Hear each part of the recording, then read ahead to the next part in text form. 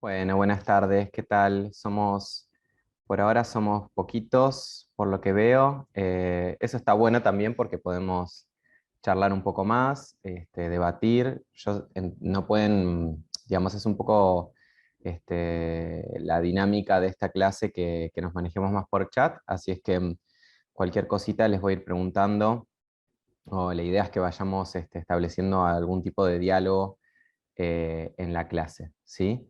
No sé ustedes si alguno viene de cine, de audiovisual, o cómo llegaron a la charla, o- o si tienen algo que comentar.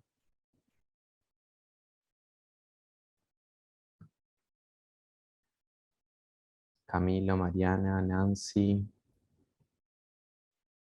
si no directamente damos inicio, pero también me gustaría saber qué les llama la atención o qué las o les interpela respecto de esta conversación y de esta clase, que seguramente la idea es que veamos juntos algunos fragmentos y debatamos algunas cuestiones, pero sobre todo tener una estructura, digamos, donde podamos pensar tanto a la mujer en el cine desde la representación como desde la realización, ¿sí? O sea, no quedarnos solamente con los aspectos, digamos, vinculados a la representación, es decir, cómo vemos a la mujer en el cine representada a través de la pantalla, a través de la historia, sino también poder pensar en cómo las mujeres también fueron realizadoras o si efectivamente existe una estética más vinculada a la mujer para pensar en o abrir una perspectiva más de género, ¿no?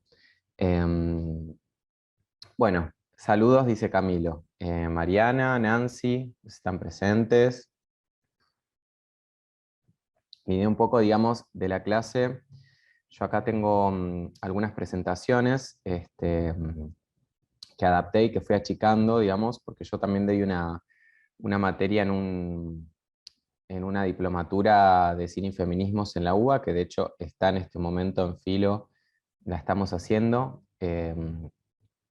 Estos módulos, además, esta diplomatura tiene diferentes módulos y yo me ocupo, por lo general, buenísimo, cine análisis de films, buenísimo. Y yo me ocupo de este curso que les mencionaba, de esta diplomatura, del segmento específico de la mujer y en el cine nacional, ¿sí? Entonces un poco también es traer esto a debate y poder pensar en algunas cuestiones más específicas.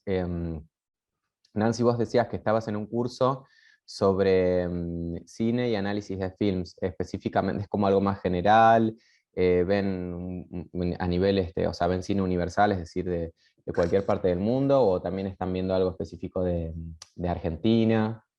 Eh, bueno, no sé si tenías ganas de contar un poquito más sobre eso. Em, y argentino, buenísimo, buenísimo. Bueno, la idea acá es que tratemos un poco de todo, digamos, que hagamos un breve pantallazo. También tengo alguna bibliografía que vayamos tocando muy por arriba, pero también la idea es que esté adaptado a un formato donde no sea tan necesario tener un background fuerte de cine, pero sí pensar algunas cuestiones, ¿sí? A ver, vamos a ir un poquito yo tengo una presentación, voy a abrir.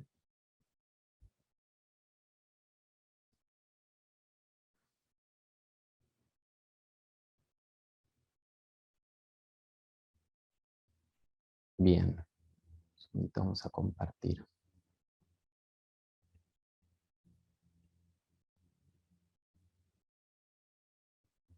Bueno, acá, digamos, para pensar un poco en esta clase, también me gustaría pensar o por lo menos diagramar una estructura, ¿sí? Donde pudiésemos también, dentro del cine, de lo que es el cine nacional, pensar en un contexto histórico, en los diferentes momentos en los que fue apareciendo, fue siendo representada la mujer, digamos. Y más allá de eso, porque para mí es importante, justo estaba pensando en esto que ahí un poco podíamos establecer, vinculado a esto que me decían del análisis y de la crítica de los films, ¿no? Bueno, también pensar en de dónde surgen los films, ¿no? O sea, como no como eventos aislados, sino también que tienen una historia, un contexto, que están atravesados de cierta ideología, que están atravesados de cierto lenguaje, ¿no? Porque el lenguaje cinematográfico en definitiva es un lenguaje y hay determinadas cuestiones que se van subrayando, ¿no? A partir de la puesta en escena, de cómo se pone la cámara, de cómo es la dirección de arte, cómo es la escenografía, cómo es el vestuario, y a través de ese lenguaje también se va dando acento, digamos, a determinadas cuestiones, ¿no? Y después de eso también me gustaría que pensar, digamos, una vez que pensemos este contexto, pensemos en la forma y el contenido de las películas y además que visualicemos determinados fragmentos, ¿sí? Para luego poder abrir también un poco al debate. A ver si yo puedo ver el chat, porque siempre me está pasando ahora que no. Acá está, para ver un poco también el chat. Bien, por cualquier duda que ustedes tengan. Bueno, ¿alguien conoce algo, digamos, de los inicios del cine nacional? O tienen alguna, o han estudiado en algún lugar, o escucharon, ¿no? Porque acá yo por lo menos hago esta división de diferentes momentos, em, y varios autores denominan, digamos, este periodo del 30 al 43 como un momento de auge en el cine nacional, ¿sí? Es el momento más dorado, digamos, o la época de oro del cine, ¿sí? Entonces, me parece que es interesante pensar en, bueno, qué sucede, eh, digamos, específicamente en la Argentina con el cine, ¿no? Porque si bien nosotros tenemos un inicio más bien, obviamente, en Europa, en Francia, ¿no? Con la famosa fecha que se pone de inicio del cine, 1895, de la proyección de la salida de los obreros de la fábrica, de los hermanos Lumière, digamos.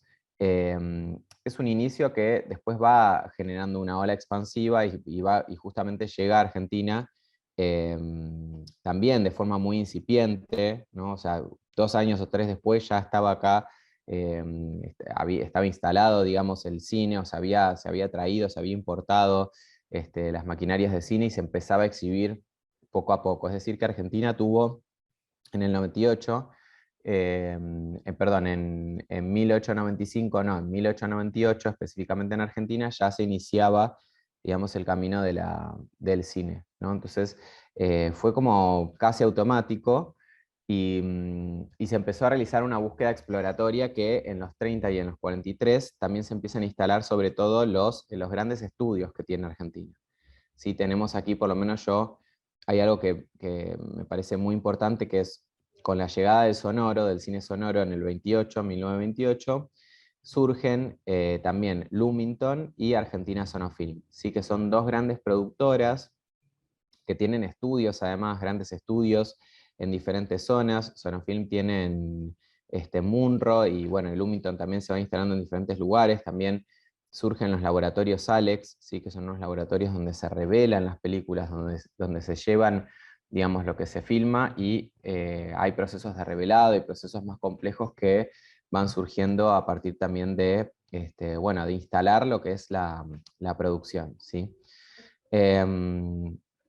Bueno, y después, luego de eso también tenemos este famoso modelo de cine que yo acá remarco, que es el libre empresismo, ¿sí? Es decir, el Estado no intervenía en el cine, ¿no? O sea, no intervenía o sea, no subsidiaba el cine, no es algo como tenemos hoy el modelo más fuerte, digamos, cinematográfico que también a partir del tiempo fue cambiando muchísimo la dinámica. Entonces, bueno, hoy en día sí hay un poco más de intervención o de ayuda, de subsidio, cambió muchísimo, digamos, respecto de los inicios.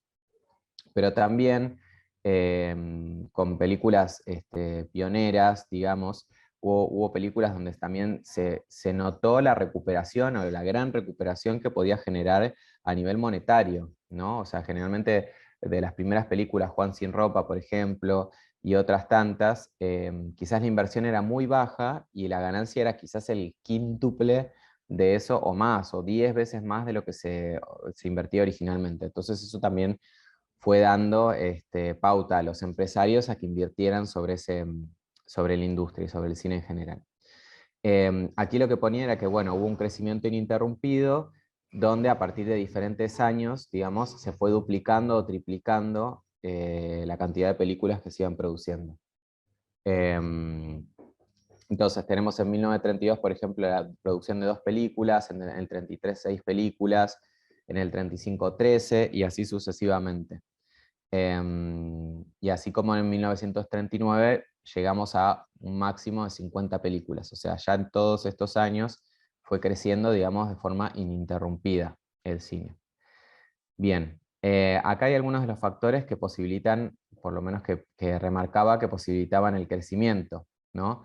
Por ejemplo, hay, digamos, se importan muchos técnicos de cine, ¿sí? O sea, hay una industria, una experiencia industrial previa, sobre todo remarco eso, así como también hay una incapacidad del cine de Estados Unidos para instalarse, ¿no? Porque como no había subtitulado, todavía no se había, digamos, instalado lo que era el subtitulado, también eso permitía que se pudiesen realizar películas mucho más locales sin tanta dificultad. Y lo mismo respecto de los temas, ¿no? de la temática, de la temática que había acá, ¿no? O sea, sobre todo los temas más vinculados al tango, a una cuestión que también unificaba muchísimo más la sensibilidad de las masas, ¿no? Que en ese momento también era bastante heterogénea. O sea, eh, a partir de todo lo que fue las oleadas migratorias aquí en la Argentina, también lo que teníamos era un cocoliche, o sea, teníamos diferentes nacionalidades, diferentes personas de diferentes lugares del mundo que iban, digamos, llegando y de alguna manera absorbiendo lo poco que podían absorber de la cultura. Entonces, incluso el cine empezó a ser como a cumplir una función de amalgama, ¿no? De ayudar a involucrarse a otras nacionalidades y a ganar una cierta identidad nacional. Por eso hay una cierta, digamos, sensibilidad popular que es clásica, digamos, y que sí establece esto, ¿no? Una gran popularidad, sobre todo en el idioma, digamos, eh, en el idioma propio, digamos, del español, ¿no? Que también a la vez, al haber italianos, españoles y demás, también hay algunas otras cuestiones que revisar, por ejemplo, esto del uso de la lengua del cocoliche, ¿no? Que era la adaptación del italiano al argentino y al español, perdón, y algunas palabras o expresiones, por ejemplo, que ya quedaron instaladas en la cultura popular, por ejemplo, mina, proviene de fémina, y otras tantas, ¿no? que se instalaron, digamos, también como, bueno, como esta amalgama justamente de culturas. Y por último, también hay un determinado público no argentino que se empieza a formar, ¿no? A generar, o sea, un público que tiene determinadas demandas, que tiene determinadas habilidades, ¿no? O sea, determinadas formas de ver, modos de ver, determinadas demandas a la hora de incluso, bueno, recepcionar las películas, ¿no? O sea, ahí también habría que pensar en el estudio del espectador de ese momento, cómo eran los espectadores, qué les gustaba, que de alguna manera absorbían de esos filmes. Bueno, y a la vez pensar en 3 tendencias que surgen en el cine nacional, ¿sí? O sea, a partir del refinamiento del lenguaje, o sea, como más o menos muy sucintamente, digamos, si bien no vimos ninguna película por ahora, sí lo que podemos pensar es en que empiezan a surgir tendencias en el cine nacional. Al principio era todo más bien habían temáticas, por ejemplo, la ciudad y el campo, eran temáticas muy populares, el barrio y el centro, ¿no? Donde también, incluso cuando pensamos en la ciudad y el campo, pensamos como en la ciudad como el bastión, digamos, del mal, de alguna manera, y en el campo, bueno, lleno de costumbres reivindicativas, reivindicando también a la madre, a la familia y demás, ¿no?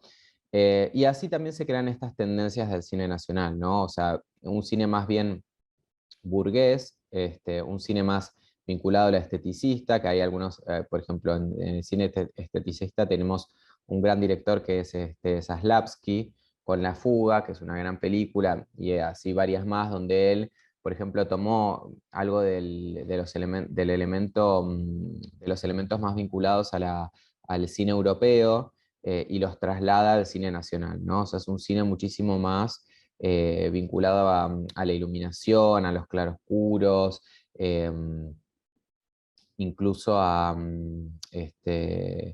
bueno, a grandes decorados, los vestuarios, como que había otro tipo de despliegues que también, bueno, les recomiendo que vean La Fuga como una de esas películas que iniciadora de este tipo de tendencia.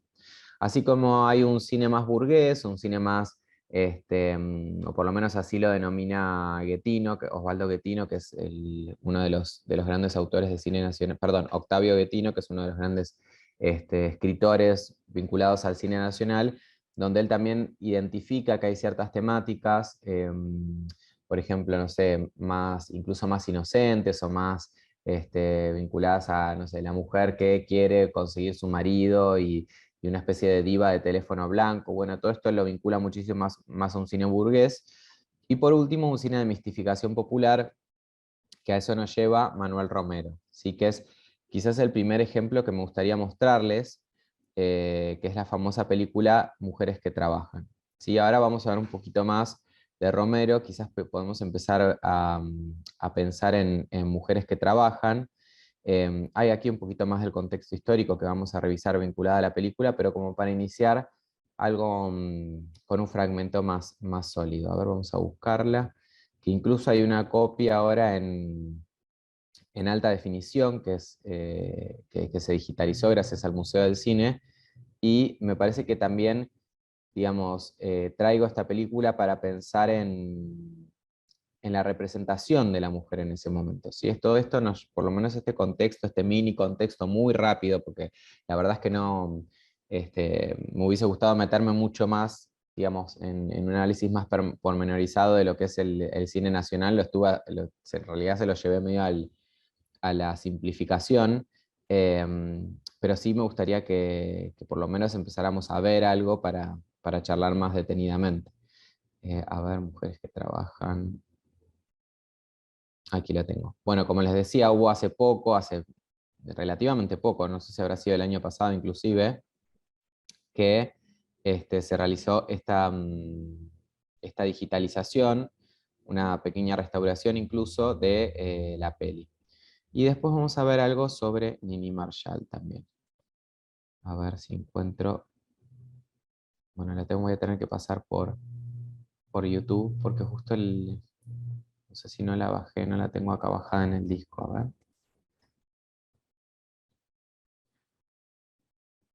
Ah, acá la tengo.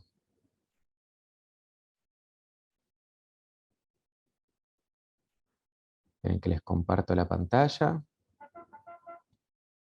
Por lo menos para ver la secuencia inicial, para ver también si le llama algo en particular como si le llama algo la atención de la puesta en escena, o de las actuaciones, o algo que ustedes quieran resaltar vinculado al espíritu de época, ¿no? Porque realmente es bueno, a nivel representativo y a nivel semiótico, la película abarca un montón de aristas que son interesantes para atrás. Bueno.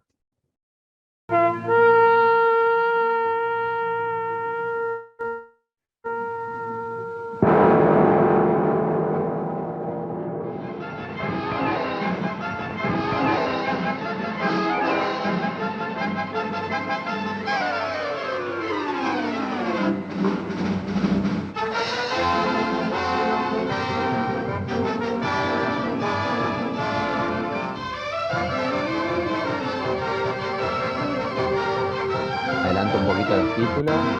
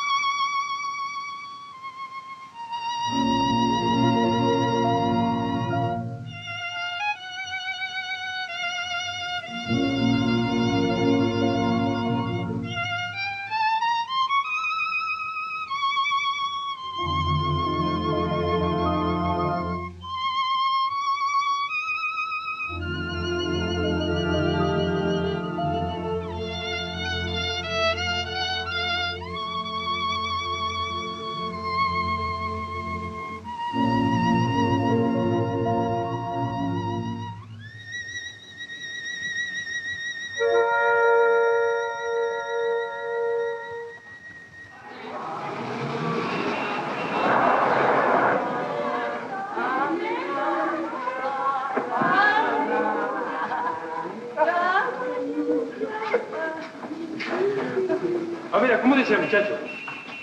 Che, no cabemos todos. Juan, y váyase a dormir. Yo manejaré. Ustedes tres atrás, nosotras adelante. Bueno, yo al lado de Carlos. Un momento. Al lado de Carlos, yo. ¿Por qué? Porque yo soy su novia y yo soy su prima y además es mi cumpleaños y a mí qué me importa. Vamos, chicas, suba cualquiera de las dos que es tarde. ¿Así? Pues si a ti te da lo mismo, que suba ella. Yo me voy a pie. Pero estás loca, Ana María. ¿Cómo te vas a ir sola? Sube a su lado si temes que te lo quite.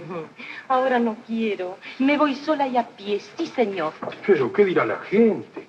La aristocrática Ana María del Solar a pie. Dirá que mi respetable padre, el poderoso financista, se ha venido abajo. Vamos, Ana María, en tu casa te estarán esperando. ¿A mí? Bah. Desde que murió mamá, en casa no me espera nadie. Papá está demasiado preocupado con sus negocios para esperarme a mí. Me voy a pie. Adiós. ¿Qué hacemos? ¿Vamos todos a pie? Si a la niña se le antoja. Pero son las 7:30. No van a tomar con mascaritas. ¿A qué importa? Mándeme a buscar el auto. Vamos, caprichoso. Oye, Sonia, oye, ¿qué hace toda esta gente tan temprano? ¿Cómo que hace? ¿Van a trabajar? ¿A trabajar? ¡Qué locos! Van a trabajar a la hora de acostarse.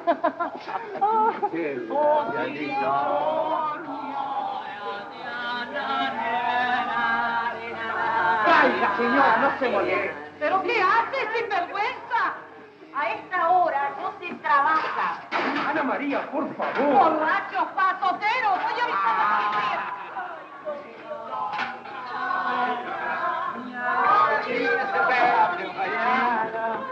Oiga, ¿qué va a hacer? Voy a abrir el negocio. No, por favor. ¿No sabe que nadie trabaja? ¿Por qué? ¡Huelga general! ¡Viva la huelga! Nos van a llevar presos. ¡Viva la democracia! ¡Viva! Tome, cambiemos. Miren, muchachos, se me dejaron una vuelta, ¿eh? No, señor. Mamá. ¿Qué va a hacer este loco? Adiós, muchachos, me voy a trabajar.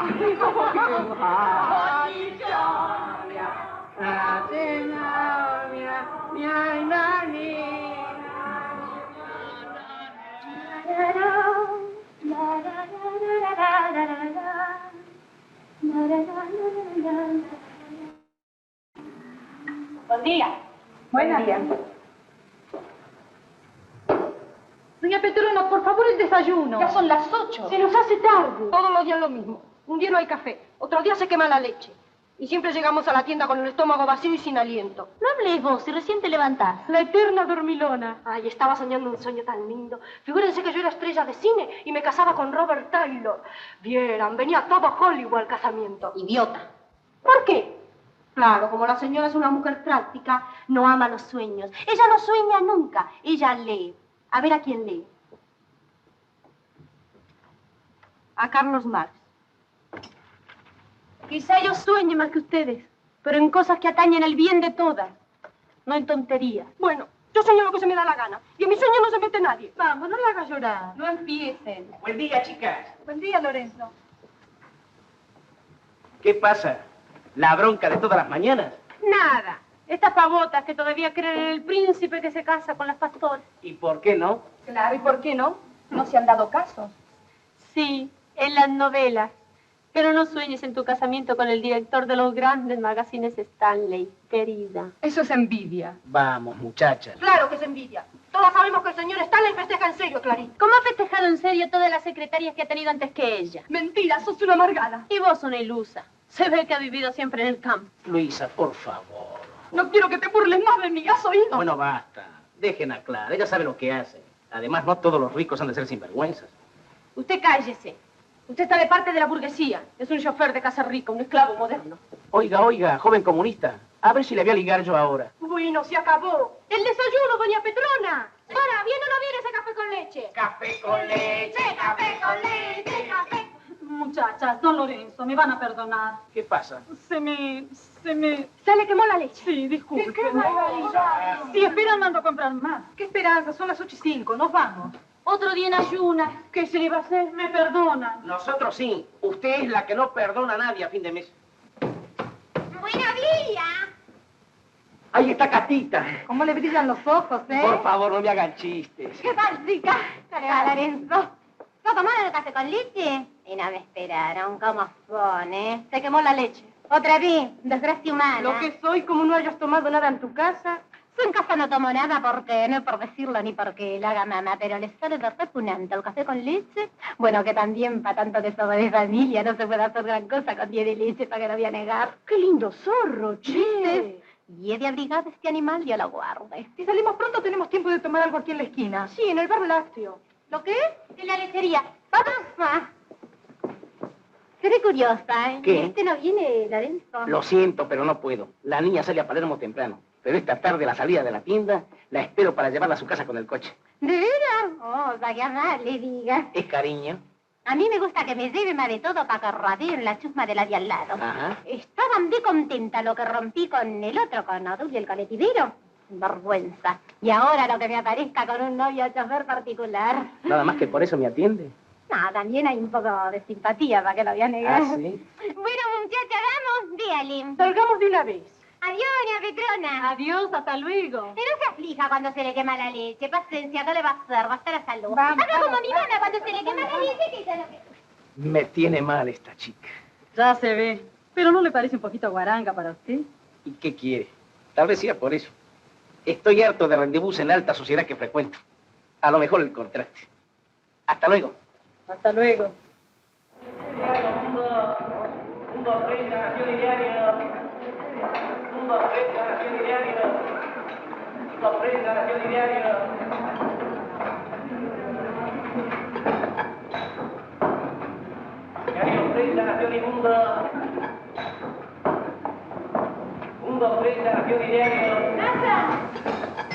No, Sodiga. Me pone un poco más de leche y me hace la excepción. Está muy cargado. Dígale pronto. Gracias. ¡Ay, se pasó! Póngale un poco más de café, ¿quiere? Apure, chicas, tenemos 10 minutos. Hay tiempo, además la fiesta es buena. Claro, vos sos la secretaria del director. Pero a nosotros la vendedora nos tiene mal traer. Y todo porque no hay unión. Vos salió la reverde. Siempre con la idea comunista a la cabeza. Propiamente mi papá. Mozo, ¿me pone un poco más de café? Che, pero así no vas a terminar nunca. Que está muy lechoso, mija. Muchas gracias.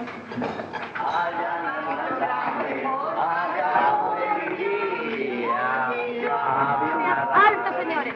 Una lechería. Quiero desayunarme. Vamos a dormir. Che, un vaso de leche no vendría mal. Sí, entremos. Buenos días. Bueno, y ahora el desayuno. ¿Qué tomamos, muchachos? Whisky. Muy bien. Masa. Whisky. Whisky no hay, señor. Mejor. 6 vasos de leche. Se acabó la orgía. Sí, leche para todos. ¿Serán legítimas las pieles? Qué buenos mozos, che. ¿Quién pudiera hacer esa vida? Deben de venir de algún baile de disfrazados, seguro. Qué lujo. Y son lindas, ¿eh? Bah, si eso me pintaría como esa. Gente inútil. Y pensar que nosotros trabajamos para que ellos se diviertan. Ah, si hubiera unión.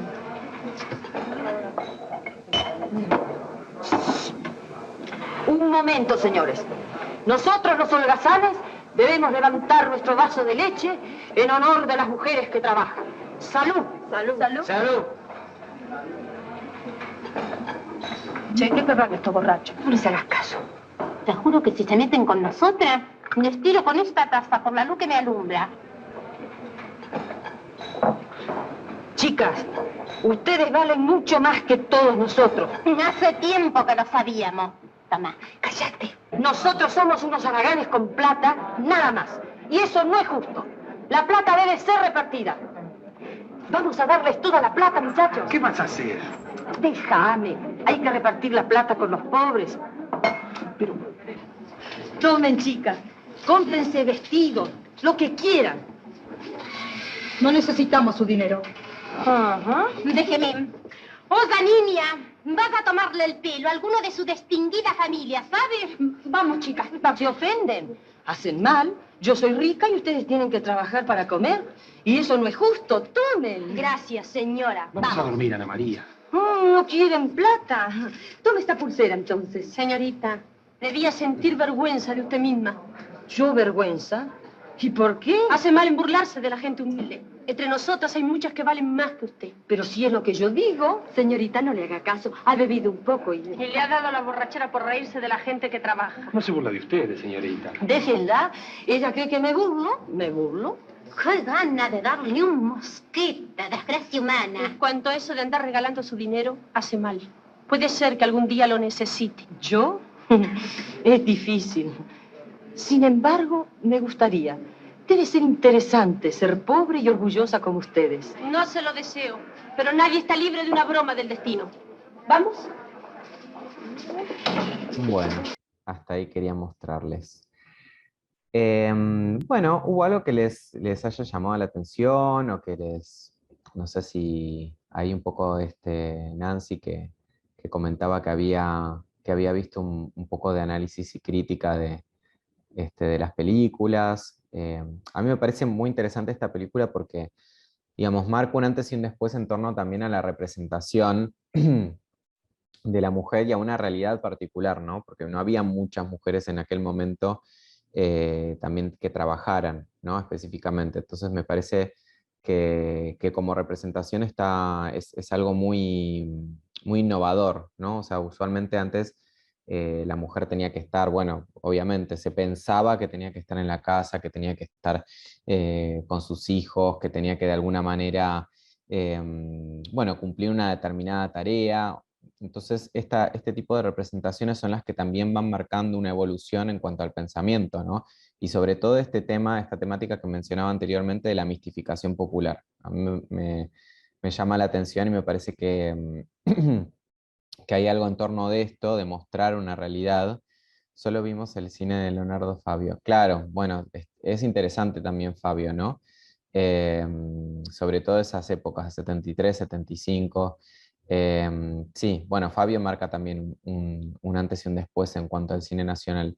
Sí, digamos, hay algo vinculado a esto de la mujer que empieza a cambiar sobre todo muy lentamente, pero Romero es alguien que trae y que revaloriza a la figura de la mujer. Sobre todo esto, visibilizar una situación particular de las mujeres que trabajaban en aquel entonces, que era algo bastante fuera de lo común, y sobre todo representado a través del cine, como medio, también pensándolo como medio de comunicación, ¿no? Es decir, que traspasa de alguna forma la realidad. Y algo más también interesante o importante es la inclusión de Nini Marshall, ¿no? O sea, como un personaje que de alguna manera, a través de Catita, que es uno de sus personajes claves, también, digamos, empieza a incluir determinados temas populares que hasta el momento no se habían visto. Al respecto hay varios videos y o sea, hay un montón de bibliografía respecto de esto, de también Nini Marshall como una trabajadora del cine, porque a su vez Nini Marshall revisaba los guiones, participaba sobre todo junto a Romero en los guiones. Entonces eso también marca, digamos, un lugar en la industria del cine nacional hasta ese momento que nunca visto, digamos, porque prácticamente no había participación a nivel técnico de la mujer. También hay que pensar que en ese momento tampoco ni siquiera tenía voto, ¿no? Porque es previo al 51.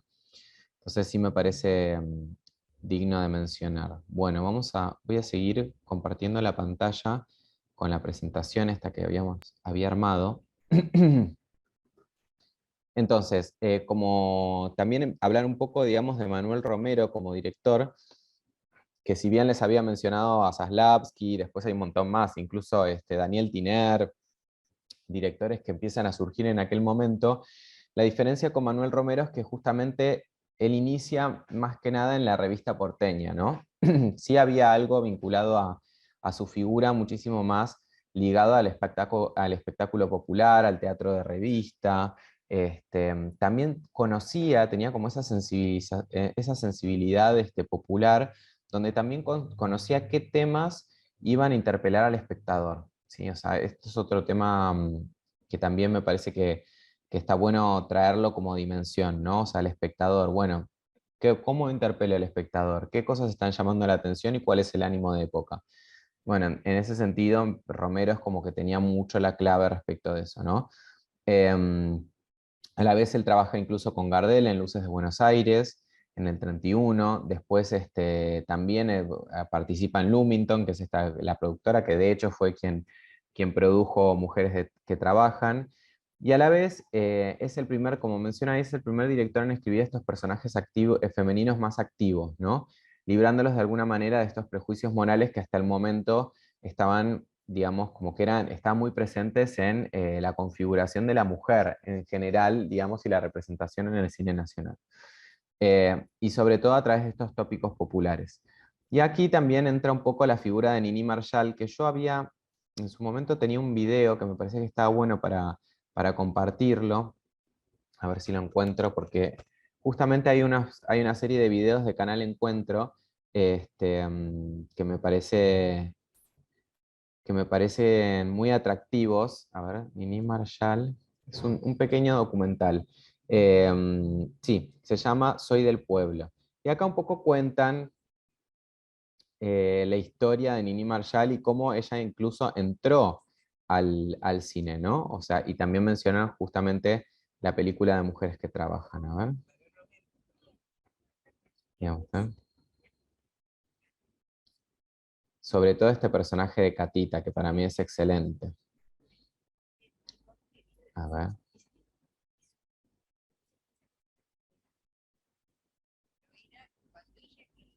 Les voy a compartir. Habla también la hija. Es bastante... Para mí está muy bueno este video porque menciona justo esta dimensión sobre todo popular de Nini Marshall. Lo que le hacían decir. Y le dijeron que no. Le dijeron que no porque además acá en la radio no hay mujeres escritoras y no hay mujeres humoristas. Pero mi mamá, que era muy tímida, pero era cuando ella creía que defendía lo suyo a capa y espada. Insistió y le permitieron escribir sus cosas. En el 37 ya la premiaron como revelación radiofónica del año. Cuando ella empieza con esta carrera así meteórica, aparece su gran amor, que fue Marcelo Salcedo, que era un contador, un hombre muy elegante, muy buen mozo, muy serio, era paraguayo, se enamoró perdidamente de ella y ella de él y se casó. Y de ahí es donde viene su nombre. Cuando ya se instala como Cándida con este programa, ella decide tomar un nombre artístico que viene de Marcelo Salcedo. Toma del Marcelo la primera sílaba y del Salcedo la primera sílaba, Marsal. Pero había una cancionista que se llamaba Irene Marsal. Entonces mi mamá le puso una H, Marshall. Y un periodista le agregó otra L. De ahí vino lo de Nini Marshall, en este momento, año 37.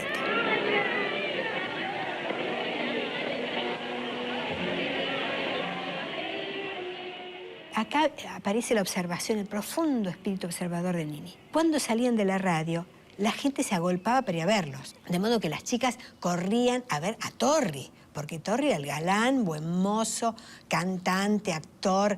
Y ella empezó a observarlas, a observar a estas chicas que venían de los barrios, de todas las zonas vecinas. Lo que llamamos hoy cholulas, las chicas que iban a pedirle un autógrafo a Torri. Venían, corrían a Torri y le decían, ¡ay, Torri, un autógrafo, un autógrafo, un autógrafo! Así lo perseguían. Observando estos personajes es como aparece Catita. Catalina Pizzafrola Langanuso, hija de italianos, que se ponía de punta en blanco, pretenciosa, de lo que no era, pero con una nobleza, con una legitimidad se imponía. Así apareció Catita. Osvaldo Valle le dio, por cierto, otra media hora para hacer Catita y tenía Cándida un día en la semana y Catita otro día. Esto fue el éxito, la cumbre de Nini.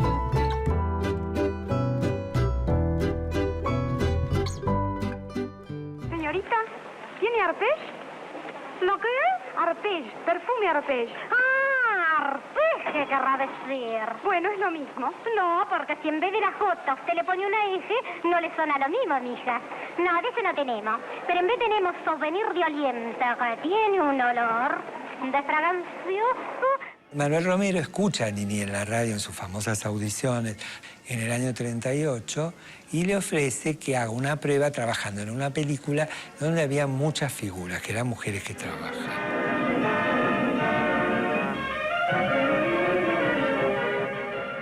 trató de convencerla. Mi mamá no se atrevía a hacer cine, tenía miedo. Porque una cosa es la radio, que para ella era el fuerte donde no la ves y te la imaginás, y otra es verla a ella en vivo y en directo, como diría Catita. Nini le dice que sí, pero si él la deja que en el guión ella agregue algunos detalles. Nini aceptaba con ciertas condiciones. Ella quería escribir el texto de su personaje. Siempre se escribió ella su personaje. Romero la deja hacer y ya después hace su famoso tríptico, ¿no? Divorcio es la primera, casamiento es la segunda y luna de miel la tercera. Bueno, hasta acá. Era para ver un poquito también la figura de Nini Marshall, ¿no? La potencia que tenía como personaje, una gran analista, una gran escritora. Siempre tuvo la misma modalidad de actuación. Sí, ella tenía esos dos grandes personajes, digamos, y mucho más vinculada a la comedia. Sí, siempre tenía se basaba en estos personajes, en estos dos personajes, y siempre los explotó, digamos, de manera notable. Y bueno, después también posteriormente su trabajo como escritora, ¿no? Estuvo bastante vinculada a la escritura. De la misma manera que más adelante también vamos a ver a María Luisa Bemberg, ¿sí? Que es otra de las grandes figuras, digamos, del cine nacional vinculadas a la mujer. Pero hay algo de mujeres que trabajan, que también quería compartir, vinculado al contexto, que era esto, dos puntas que sobre todo analizamos en la diplomatura y como dimensiones bastante importantes. Hay muchísimos textos también que analizan esta cuestión, pero sí pensar en qué es lo que rodea a la película, ¿no? O sea, en primer lugar, pensar en los derechos civiles de la mujer. O sea que hasta ese momento, recién la mujer estaba comenzando a instalarse en la vida civil, ¿sí? Había algo, por ejemplo, la mujer no podía disponer de sus bienes, no podía, o sea, como que su vida civil casi era nula, ¿no? Entonces, de alguna manera, también esta película acompaña, como ven acá en el 26, digamos, está pensada en una ley mediante, que por lo menos detallo ahí que es la 11.357, que bueno, hacía que la mujer pudiese disponer de sus bienes, que pudiese participar muchísimo más como sujeto de derecho en la sociedad, y a la vez este tipo de materiales, ¿no? Este tipo de películas, este tipo de obras son las que van ampliando de alguna manera la mirada, ¿no? de la sociedad.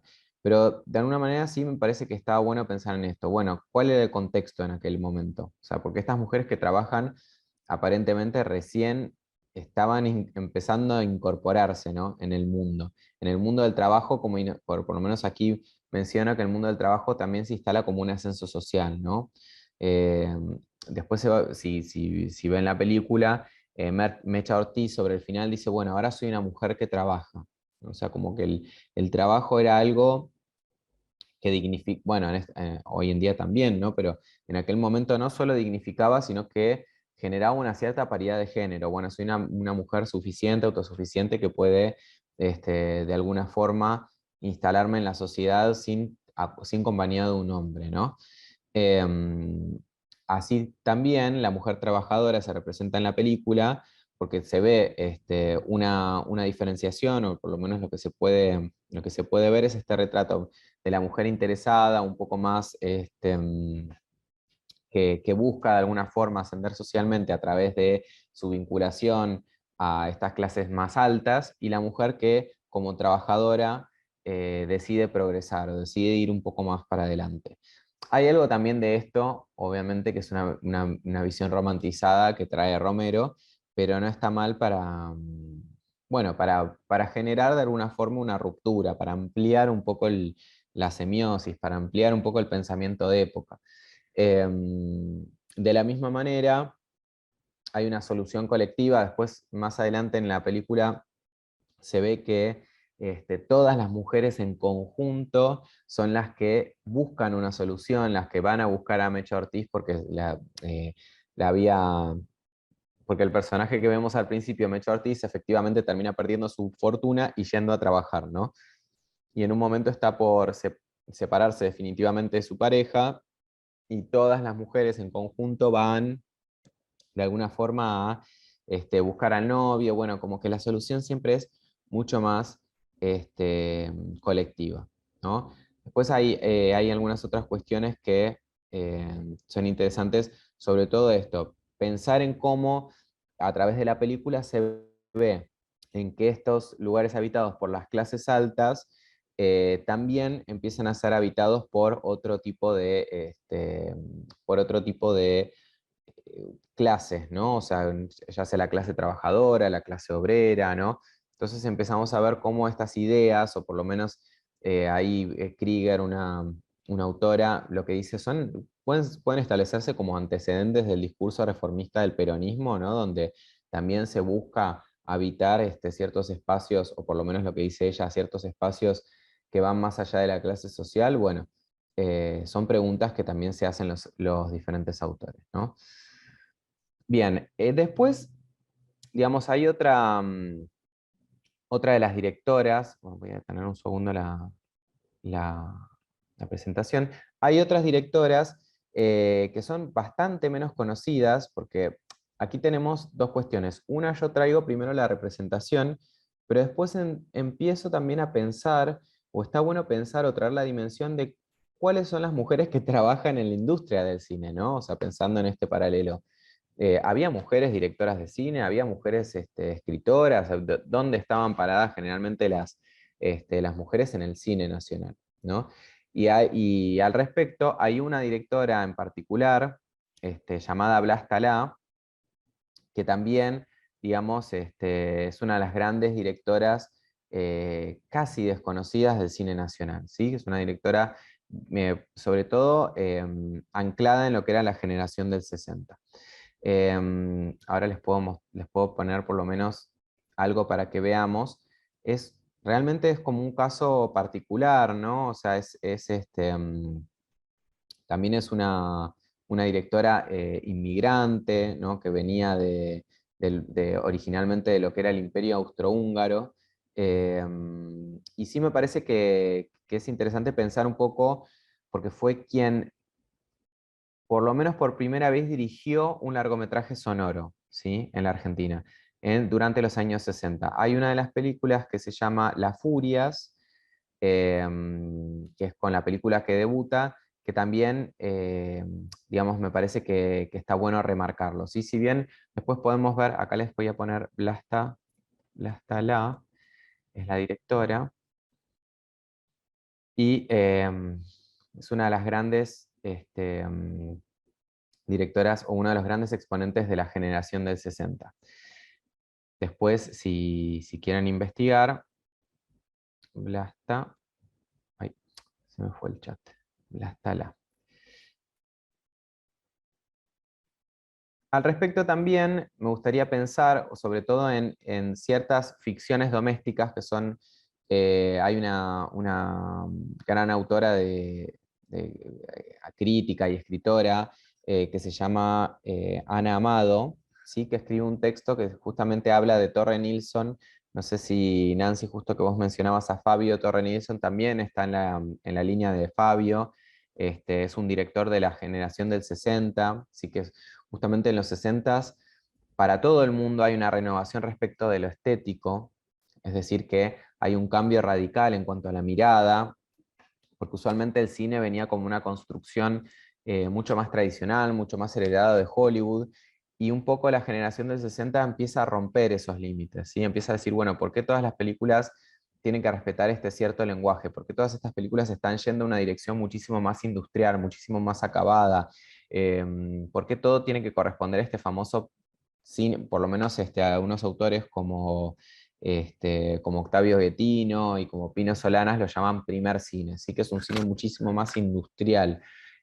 Bueno, ¿por qué no se revaloriza la mirada del espectador? ¿Por qué no se espera, por ejemplo, a que el espectador pueda de alguna manera saborear las imágenes? ¿Por qué tiene que ser todo más procesado, ¿no? Como que se relaciona el cine muchísimo como algo como muchísimo más industrial, muchísimo más encadenado, como una suerte de rueda de producción fordista, ¿sí? Estos directores un poco vienen de alguna manera a replantearse el valor de la imagen, ¿sí? Sobre todo después de la Segunda Guerra Mundial.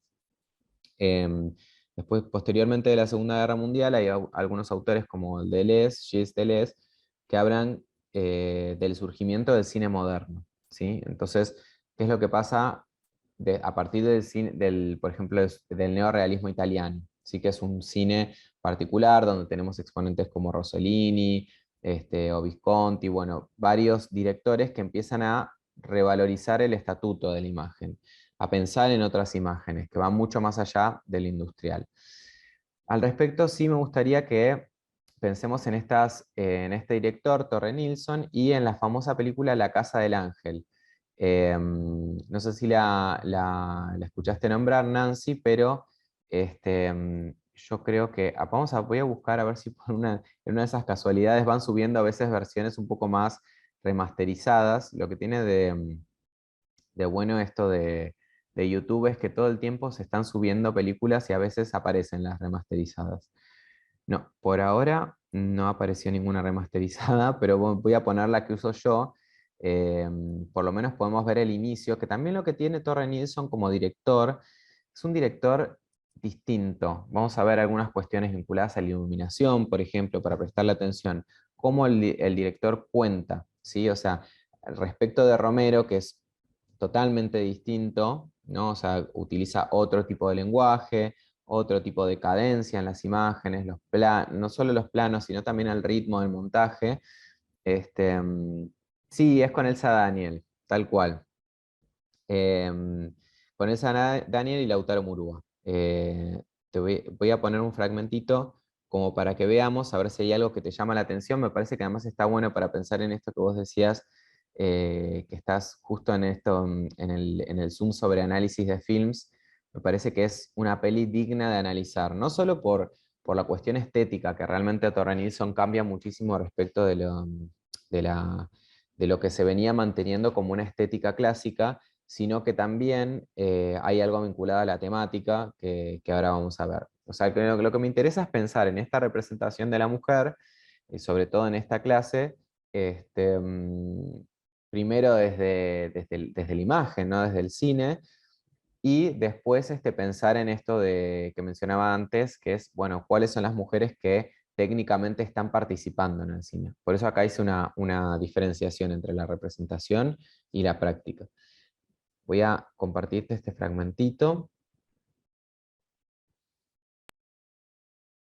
Servirlo yo mismo.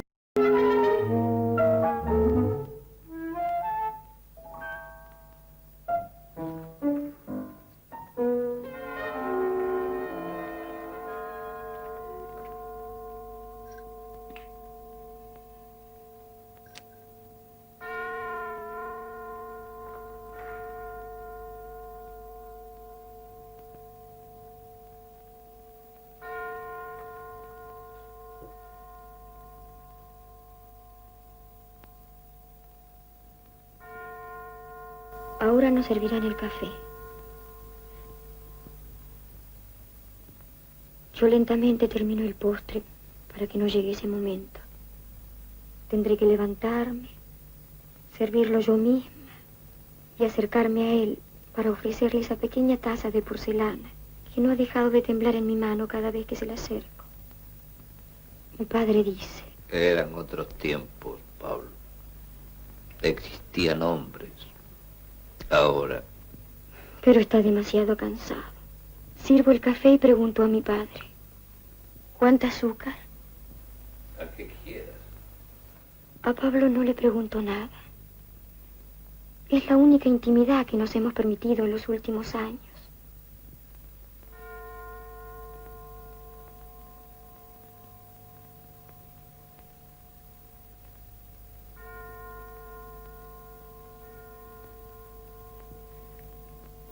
Me dirijo a él. Ya se ha levantado de la mesa. Mis ojos llegan hasta el nudo de su corbata y se detienen.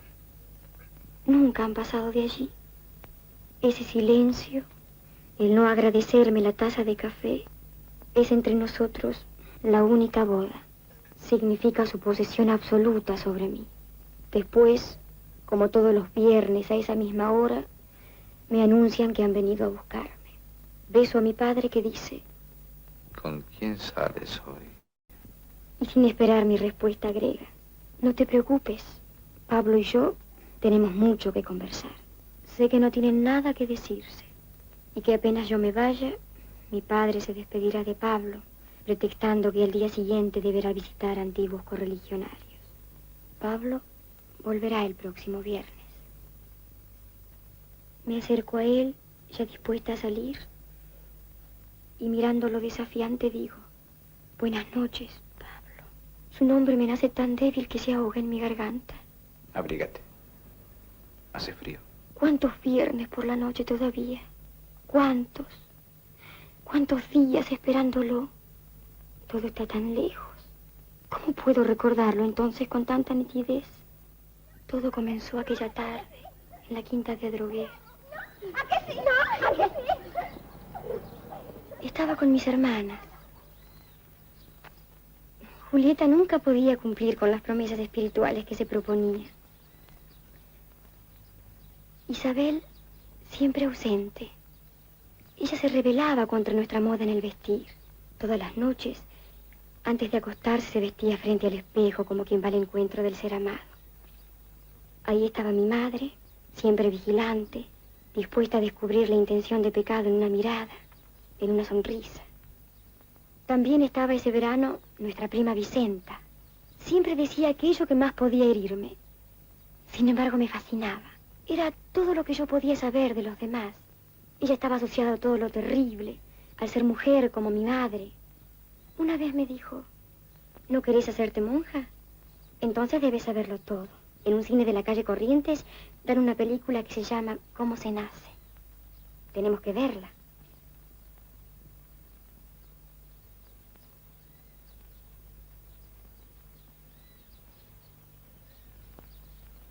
Aquella vez Vicenta me dijo: no, no es cierto. ¿Y por qué viste las estatuas con lolas cada vez que venimos nosotras? Si ya lo sabemos todo. Es que ya son grandes, tienen más de 20 años. Por eso las cubren. Alguna vez también nosotras tendremos 20 años. Con mirarlas nadie se pierde. ¿Verlas? ¿Y cómo? Destapándolas, sonsa. Oh, nos castigarán. Están demasiado cocidos los trapos. Con espiar no se pierde nada. Al fondo del parque hay una rumbada. Se han olvidado de taparla. Vamos a verla.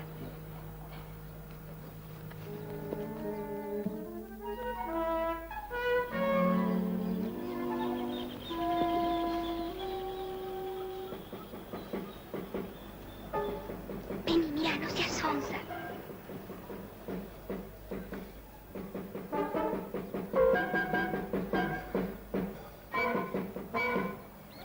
¿A qué no lo besas? ¿A qué no te atreves a besarlo?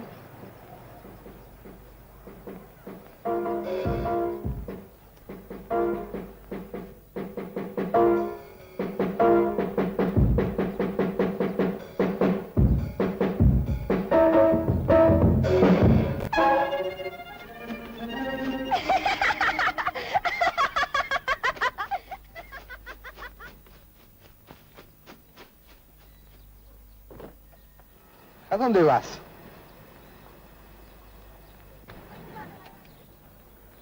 Ana.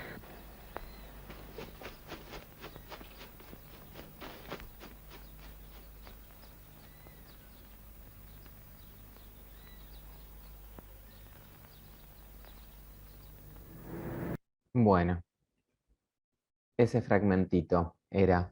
Digamos, hay un montón de cuestiones vinculadas al estético, uy, perdón, que son súper planos e iluminación, tal cual, o sea, es los planos escorzados, ¿no? O sea, planos que son con la cámara un poco torcida, ¿no? Donde podemos generar esas diagonales.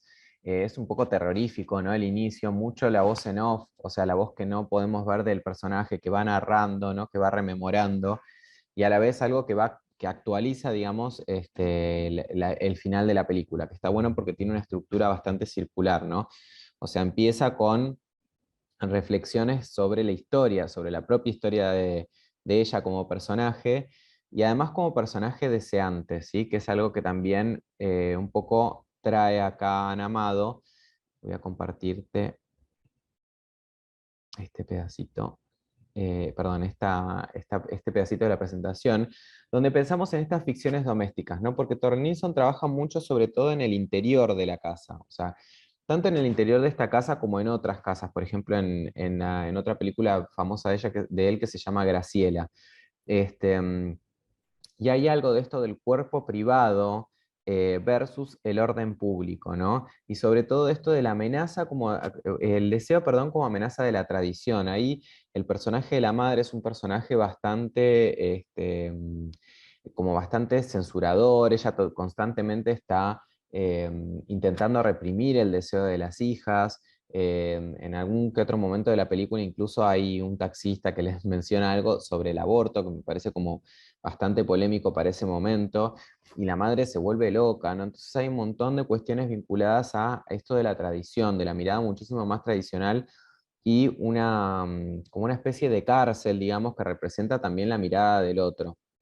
Entonces, aquí es donde se pone en contraposición tanto la casa como espacio de lo privado, pero además el cuerpo como lugar de lo privado, y un cuerpo deseante, ¿no? Que es lo que también de alguna manera hace que Elsa Daniel constantemente entre en disputa consigo misma, que es algo notable a través de toda la peli. A la vez, Tornilson siempre trabajaba con su mujer, Beatriz Guido, que es excelente como autora, y Beatriz Guido era la guionista. Entonces, también hay algo aquí del diálogo entre el director y su mujer como guionista que de alguna forma pone de alguna forma de manifiesto este tema de las mujeres como heroínas domésticas, ¿no? Que además son irreductibles en su deseo, es decir, que ellas no pueden escapar de ese deseo tiene que surgir, tiene que exteriorizarse, y de alguna forma aceptar las consecuencias también de ese deseo, ¿no? Pero eso es algo que es notable tanto en la obra de Beatriz Guido como en el diálogo cinematográfico que tiene con Torre Nilsson, ¿no? Porque el cine, como mencionaba anteriormente, también es un lenguaje. Y además de todo esto, bueno, pensar en el espacio doméstico, ¿no? Que es lo que justamente mencionaba anteriormente. Es decir, hay algo de este espacio doméstico que representa una microfísica del poder, o sea, es decir, en las casas, en las familias, ¿no? Esto viene mucho de Foucault, ¿no? De Michel Foucault, que habla justamente de cómo este poder también transita a través en las familias, ¿no? O sea, se establece a través de la relación, por ejemplo, padre, madre e hijos que de alguna forma tienen que acatar esa figura, ¿no? Entonces, de alguna manera, hay algo de esto de las formas de poder sin localización, por lo menos así lo menciona Amado. Y a la vez hay algo justamente dentro de la película que está ligado a la crítica que hace de la burguesía y de la oligarquía en las facetas más mediocres de su existencia privada y social, ¿no?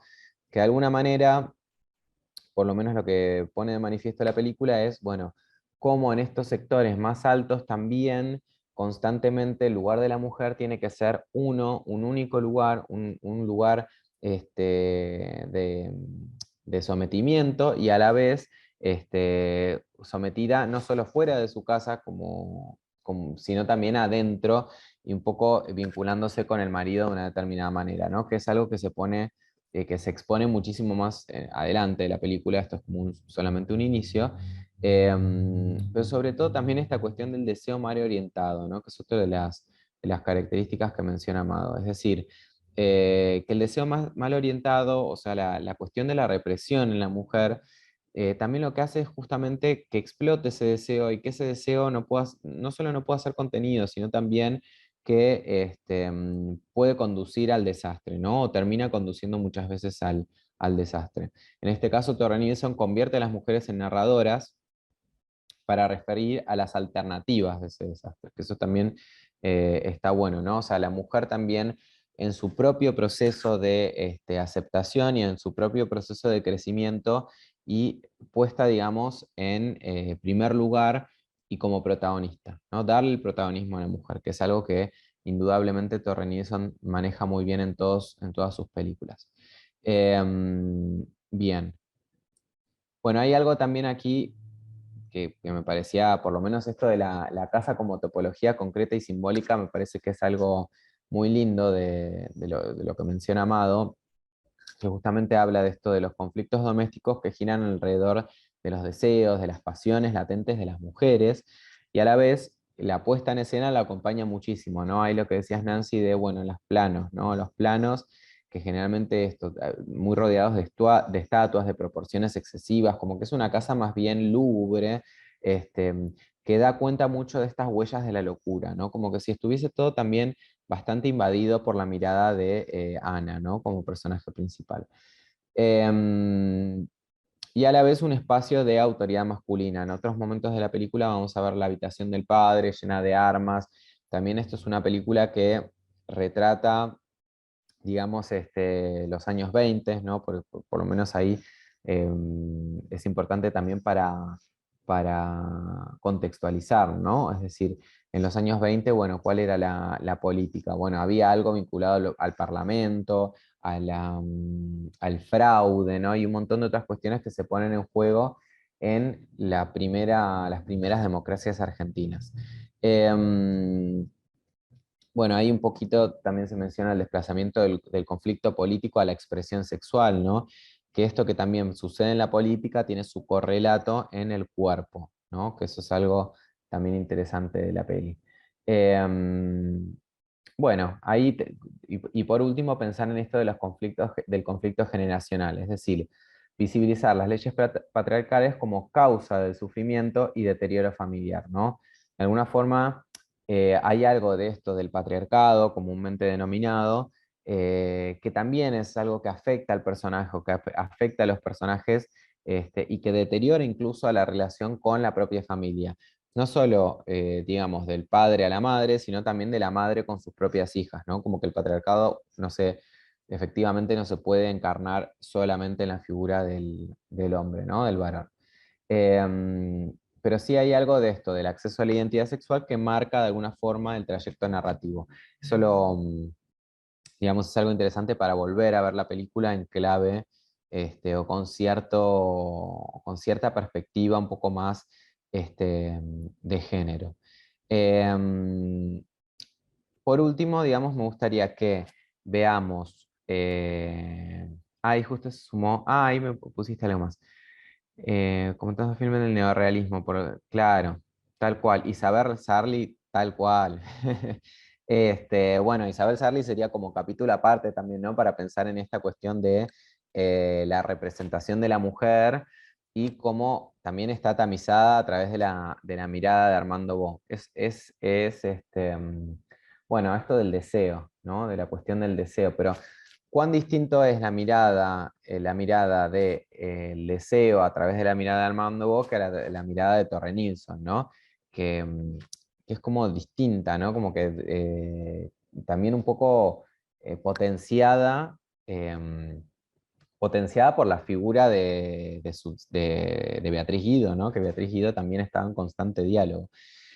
Me parece que también justo en esta línea podemos ver un fragmentito de Camila, no sé si la viste, de María Luisa Bemberg, que es, digamos, me parecía como interesante llegar como final o pensar en la última, como en el trayecto final. Ya mencioné a Blas Talá, pero también mencionar a una gran directora argentina, y también como el Vox Populi o la más conocida, más de 3 veces vista, es Camila, ¿no? Sí, tal cual, es una película excelente.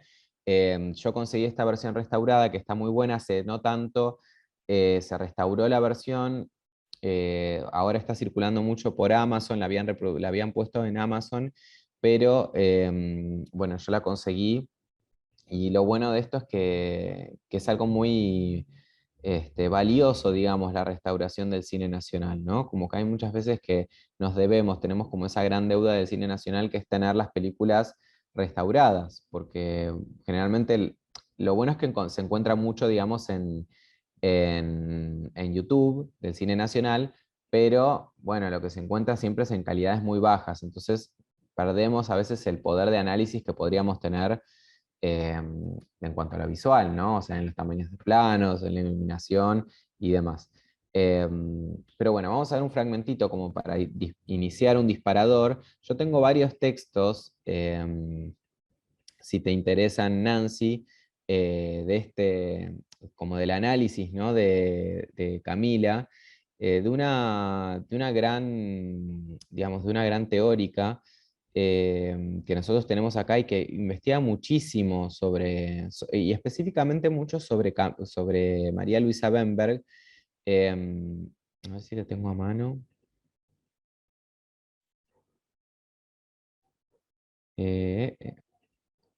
Clase 2. Ahí estoy buscándola. Que es... No. A ver.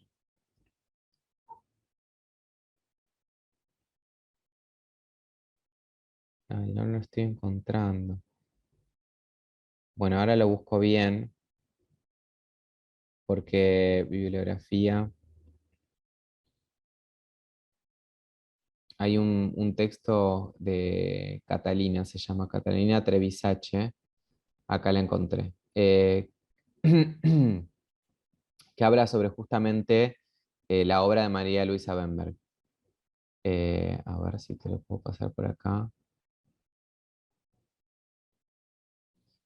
Variaciones en la transgresión. Se llama Variaciones en la transgresión desde el ojo prostético de María Luisa Bemberg. La verdad es que es un re lindo texto. A ver si lo puedo pegar y después nos vemos el fragmentito. Bueno, puedo poner el link si no. Porque esta autora justo investiga sobre todo, ella y Anna Krieger. Son dos de las autoras.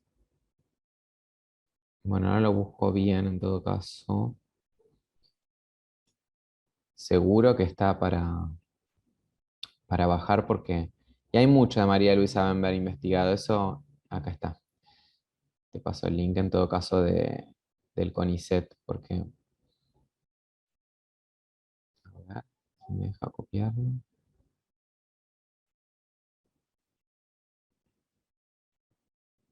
Acá está.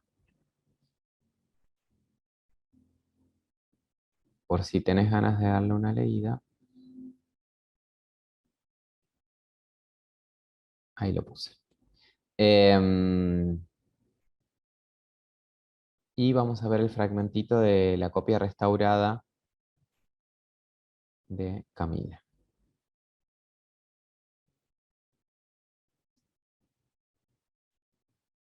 Que además me encanta verla porque se ve tan lindo.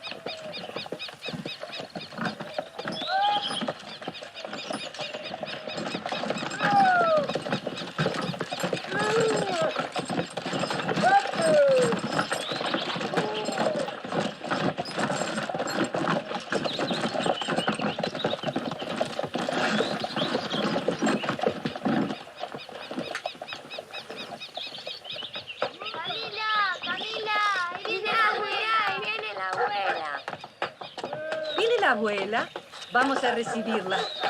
Adolfo, pórtense bien, ¿eh?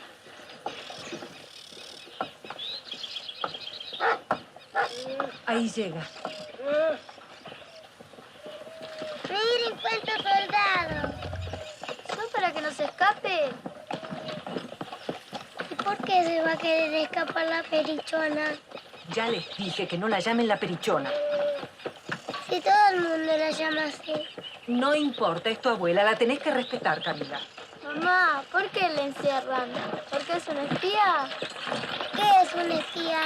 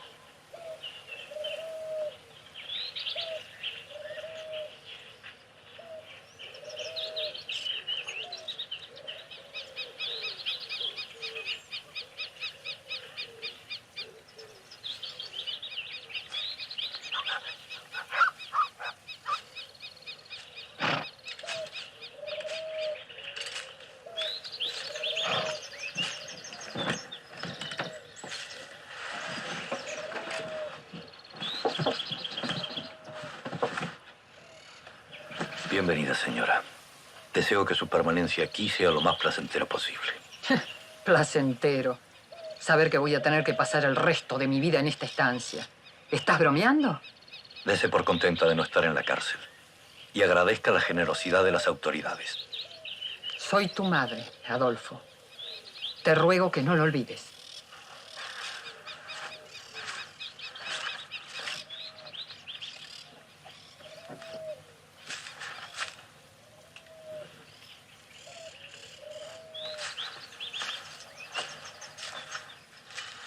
Yo a vos no te conozco. Naciste cuando yo estaba en el Janeiro. ¿Cómo te llamás? Camila, abuela. Camila Gorman. Muy bonito. Decime, ¿te gustan las historias de amor? No sé.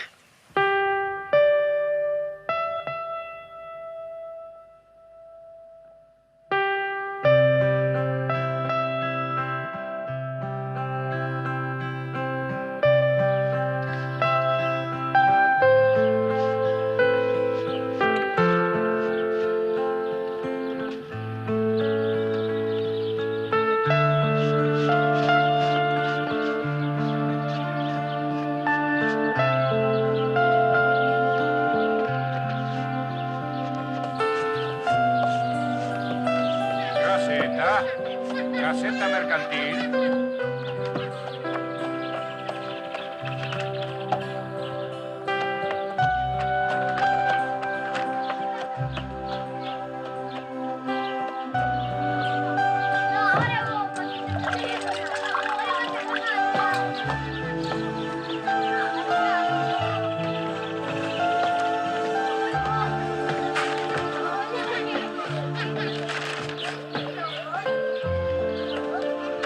Negro bruto.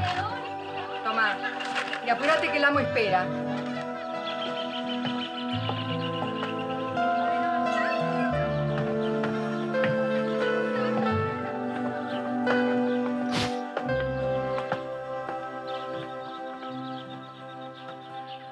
Rita. ¿Y la niña Camila? Decile que venga, que le espera el maestro. En el cuarto no está, misia Joaquina.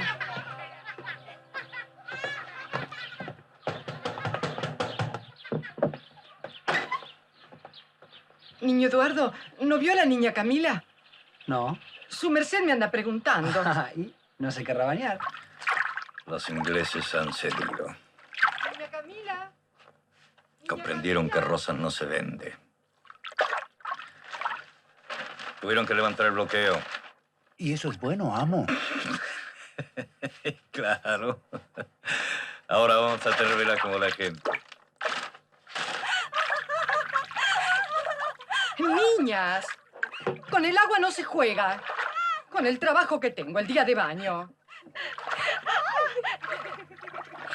Rita, ¿es cierto eso que dicen que el gobernador se baña todos los días? No digan esas cosas. Pero es cierto o no es cierto.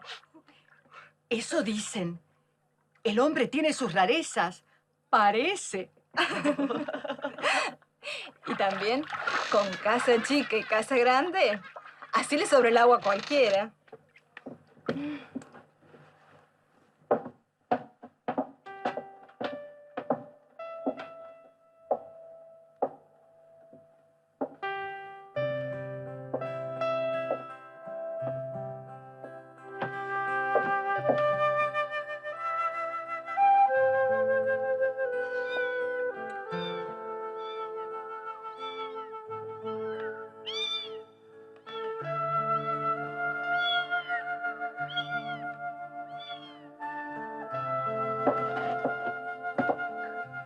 Camila, siempre con esa manía tuya de esconderte.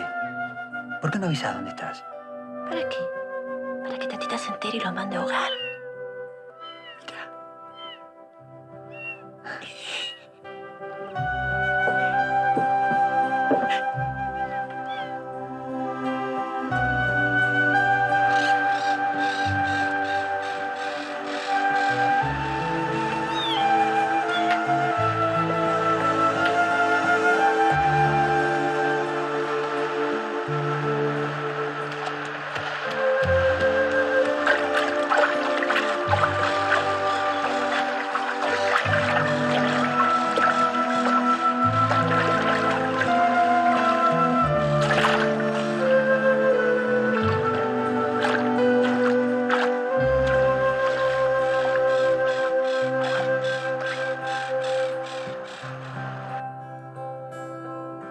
Bueno, era un poco para introducir también la cuestión visual de Camila. Bueno, a mí me encanta que hayan restaurado porque se ve, se aprecia muchísimo más el ojo, ¿no? También que, digamos, a nivel visual, también qué cuestiones no solo se resaltaban a nivel de encuadres, es decir, lo que vemos, sino también algunas cuestiones vinculadas al etalonaje, o sea, qué cosas se veían, sí, actorazos, la verdad. Eh, y bueno, como peli, digamos, es una peli que fue nominada al Oscar, ¿no? Que también donde ganó Susupe Coraro el premio a la mejor actriz en el Festival de La Habana, ¿no? O sea, hubo muchísimos premios que tuvo la peli y también vincula mucho no solo la mirada de María Luisa Bemberg, sino también qué cosas, digamos, estaban calladas en aquel momento, no solo en términos históricos, sino también pensando en los 80 como una cuestión de revalorización de, bueno, todo lo que se había callado en los años sobre todo en los años de dictadura, ¿no? Fue una película que sacudió mucho, ¿no? Para pensarla, digamos, en el 84, donde reinaba, digamos, o donde de alguna forma preponderantemente lo que más había era cine testimonial, ¿no? O sea, cine muchísimo más reivindicativo sobre la dictadura, sobre todo lo que se había callado y demás. Entonces, ¿de qué forma María Luisa Bemberg trae también algo novedoso y una forma de decir lo que no se había dicho hasta ese momento, ¿no? Porque ella tuvo muchísimas dificultades para, incluso para filmar en los años de dictadura, previamente, entonces fue una película que se fue suspendiendo hasta efectivamente concretarse en la democracia, ¿no? También justamente lo que mencionábamos del tema de la mujer deseante, de una mujer que no puede contener lo que tiene adentro y que necesita de alguna forma expresar sus emociones, está bien, digamos, puesto en escena a través de Camila. Hay muchísimas cosas que analizar respecto de la peli, pero digamos, a mí me gusta vincular un poco esta película del 84, ella tiene otras pelis también muy buenas, y su primer cortometraje, que es Juguetes, no sé si lo viste, Nancy, podemos ver un fragmentito porque a mí me encanta ese, es re cortito, Juguetes, de María Luisa Bemberg, y es como de las primeras obras, es un cortometraje de ella, que bueno, de alguna manera un cortometraje documental además, ¿no? Filmado en la rural y que lo que trae un poco a pensar y lo que pone un poco sobre la mesa es cómo son los juguetes, si están construidos, si están pensados tanto para las niñas como para los niños, si hay alguna diferenciación y en torno a esto, qué es lo que piensan los niños o cómo están siendo educados y cómo configuran su pensamiento y su forma de ver la vida en torno a su crianza, ¿no? Bueno, podemos ver un fragmentito cortito para ir cerrando de Juguetes.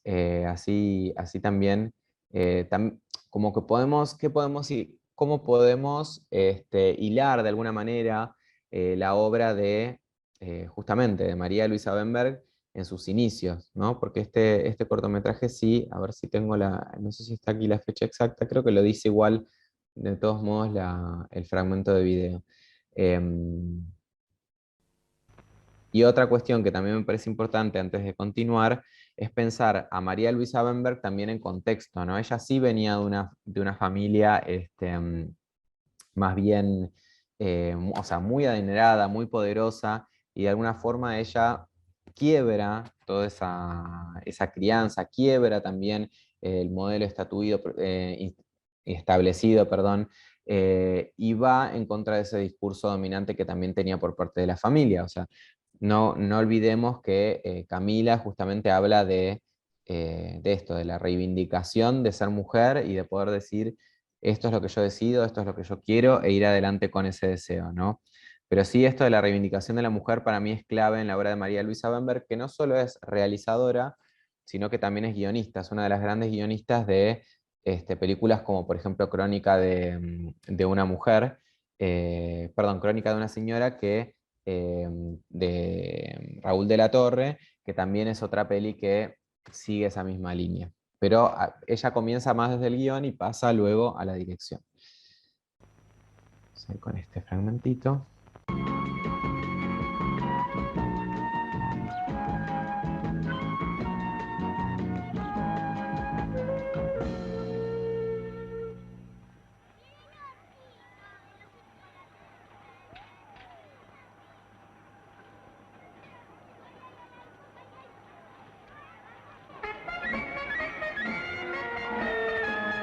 Sobre el puente de Aviñón, todos bailan sobre el puente de Aviñón, todos bailan y yo también. Hacen así las lavanderas, hacen así me gusta a mí. ¿Qué vas a hacer cuando seas grande? Maestra. Maestra. Médica o psicóloga. ¿Qué vas a hacer? Veterinario. Pastor. Maestra. Bueno, polite, deporte. Aeronáutico. Maestra jardinera. Físico nuclear. Yo, técnico electrónico. Ejecutivo. Capitán de barco. Piloto instructor. Tenista.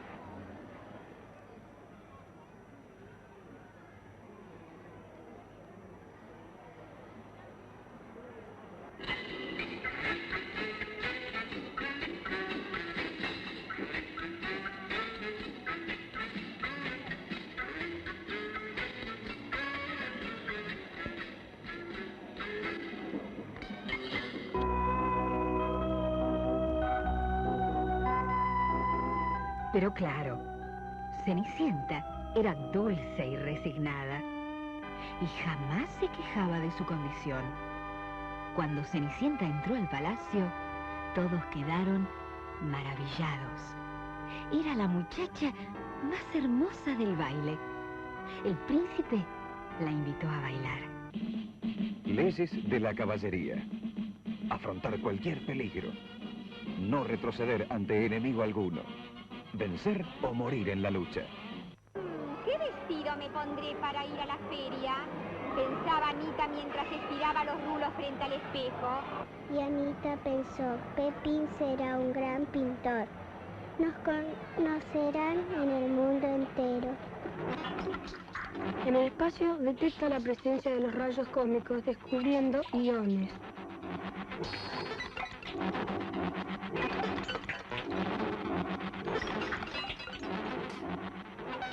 En la especie humana, el genio es forzosamente masculino.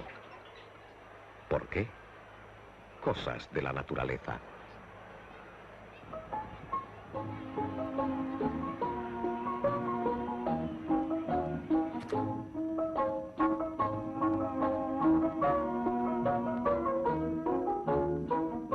Arroz con leche me quiero casar con una señorita de San Nicolás. Que sepa coser, que sepa bordar, que sepa abrir la puerta para ir a jugar.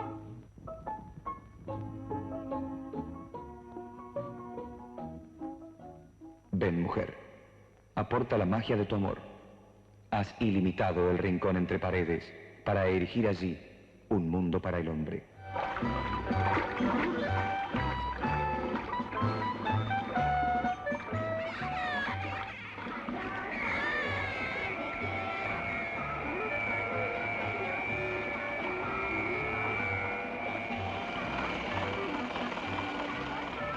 Medio kilo de arroz, agua, sal, una cebolla, 2 tomates, 70 gramos de manteca, 4 cucharadas de queso rallado, 200 gramos de queso mantecado.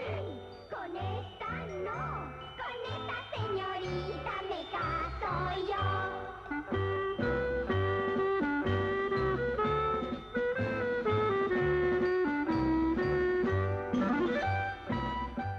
Es que por debajo de las formas históricas hay radicales condiciones biológicas y metafísicas que apartan a la mujer de la creación y del descubrimiento.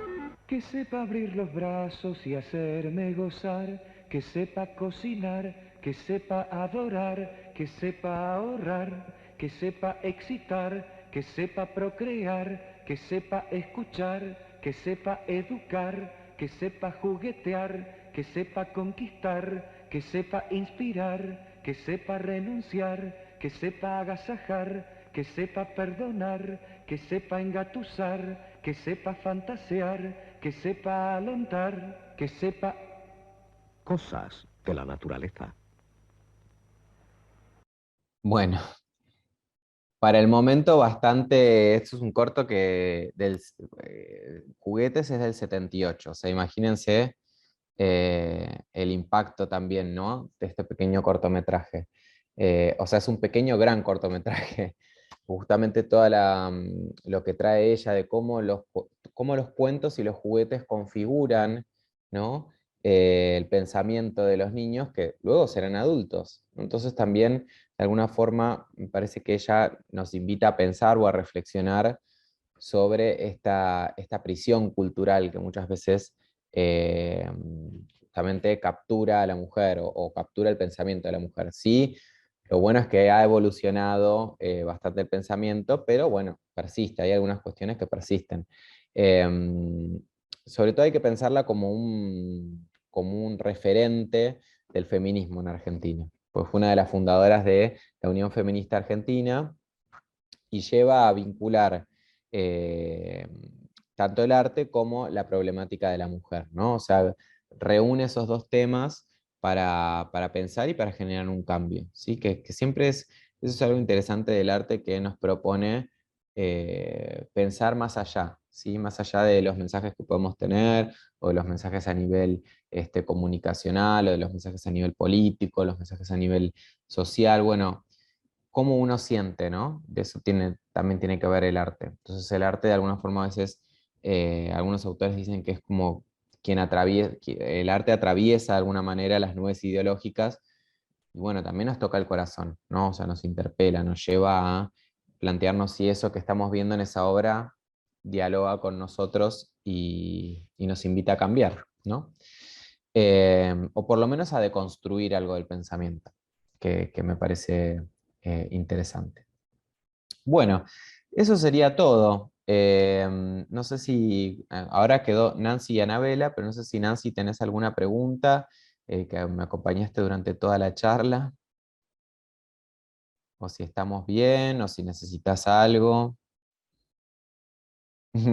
Sí, sí, es que es un poco de todo, ¿no? Es un pantallazo para pensar primero la mujer, digamos, en términos de representación, pensarlas incluso en términos históricos, en el surgimiento del cine, que es, bueno, un pantallazo, ¿no? Porque yo, por ejemplo, di una materia que es Historia del Cine Argentino, entonces ahí sí vemos directamente las películas, vemos los realizadores, vemos cómo fue surgiendo, cómo se fue desarrollando el cine primero con el vivomatógrafo, que era como el cinematógrafo, pero era un invento similar que se trajo a la Argentina, y cómo Eugenio Pi fue como progresando, y Mario Gallo, que son los dos pioneros del cine argentino, fueron haciendo progresar el cine nacional y demás.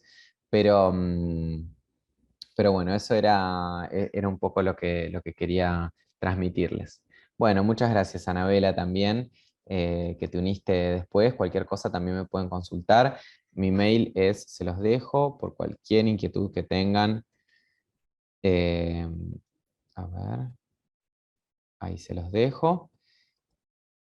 Y bueno, estamos en contacto. No sé, Alejandro, si vos tenés alguna pregunta o si ya estamos. Bárbaro, Gonzalo, no, todo bien. Genial. Muchísimas gracias a vos y a todos los participantes, a todos los que participaron de esta charla. Y bueno, entonces nos vemos la próxima. Si no hay ninguna otra consulta, dejaste ahí veo que dejaste tu mail y tus redes de contacto, así que muy bien. Buenísimo. Bueno, gracias a vos también, Nancy. Todo lo mejor también para vos. Bueno, y gracias, Lila, también por el espacio y a la universidad. Nos vemos prontito.